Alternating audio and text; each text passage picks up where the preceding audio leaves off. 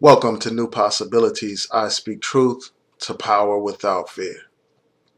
As I said in my video yesterday, Justice Scalia has passed away. He died yesterday. And now the battle lines have been drawn and there is a battle on the horizon between the Republicans and the Democrats because this issue is very important. Right now, the Supreme Court, with the death of Scalia, is divided 4-4 on most of the major issues of the day. So whoever is appointed to the Supreme Court, they have the power to tilt the court one way or the other way. They have the power to tilt it to the right or to the left. So this is an issue that is of vital importance. So you have people staking their positions. The Republicans say that we should wait until after the election to appoint a new justice to the Supreme Court. They are saying that the people should have some kind of say in terms of who will be the next justice on the Supreme Court. On the other hand, you have President Obama, who says that he wants to fulfill his constitutional rights and responsibilities by nominating the next justice to the Supreme Court. On this issue, obviously, I stand with President Obama. These Republicans are hypocrites. They talk about how they believe in democracy. They talk about how much they love the Constitution. They talk about how much they celebrate and how much they respect Justice Scalia. Well, Justice Scalia was an originalist. He believed in interpreting the Constitution based on the original intent of the framers of the Constitution. Well, the Constitution says that the president has the power to nominate judges to the Supreme Court of the United States. That's what the Constitution says. It says with the advice and consent of the Senate. Nowhere in the Constitution does it say that the president doesn't have the power to appoint justices within the last year or last 11 months of his term. There's nothing in there that limits the president's power in terms of his ability to nominate judges to the Supreme Court. So any argument about how the president cannot nominate judges to the Supreme Court because he's a lame duck president, those arguments are not rooted in the Constitution. Those arguments are rooted in politics, and that's it. Those arguments are rooted in trying to maintain a right-wing court that's against the interests of black people and other groups in this country. That's what that's all about. It has nothing to do with the Constitution. So these people are hypocrites. They don't believe in the Constitution. They only believe in it when it fits their purposes.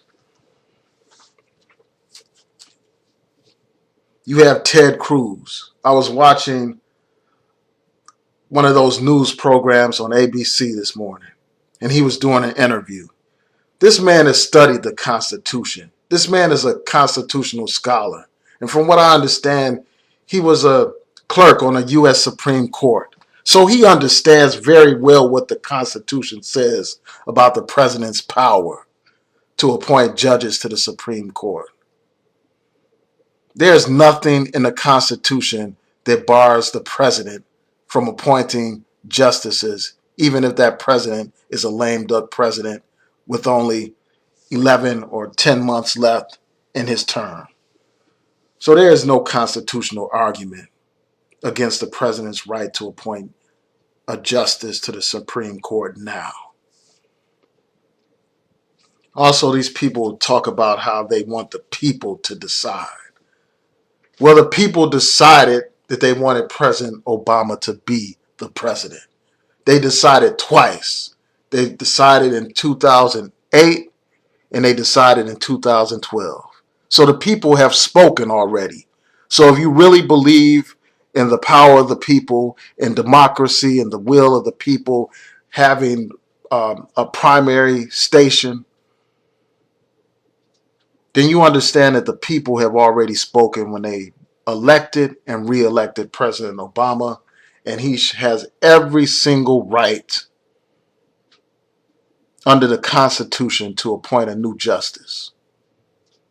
So this talk about him not appointing a justice and waiting for the next person to be elected, that's silly talk.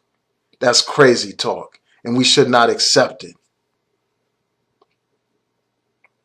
We have to fight against these people. And we also need to put pressure on President Obama. We need to make sure that he doesn't capitulate and cave in and let these people appoint a justice when the new president is elected. We can't let him cave like that. We have to stand with him in his decision to proceed forward. But we also need to make sure that he puts the right person in place. We need to make sure that he doesn't put some right-wing judge up there in order to appease these stinking no-good Republicans. We don't need President Obama to appoint a right-wing judge and maintain this current situation where the right dominates the court. These judges are appointed for a lifetime, so this decision is crucial. And we need to make sure that he does the right thing. He needs to appoint a black justice to the Supreme Court. That should be our push as a black community. Every other group is being recognized and appointed and all this and that. The black community has been the most loyal community to this president. We have fought hard and defended this president against right-wing and racist attacks. We supported him more than any other group of people.